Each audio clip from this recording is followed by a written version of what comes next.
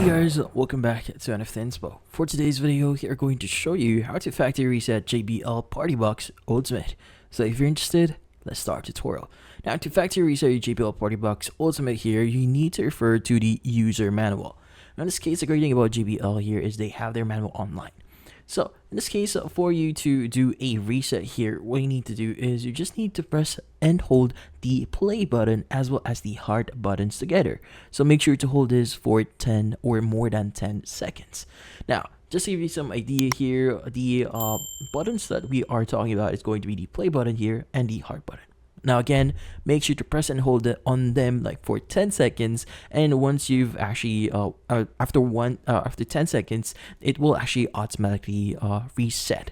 Now in this case, this one is pretty easy. Just follow the on-screen or the steps that we told you, and make sure to hold it more than 10 seconds. But in this case, that's about it. So hopefully this video is able to help you. Like and subscribe to NFT Inspo. Thank you for watching.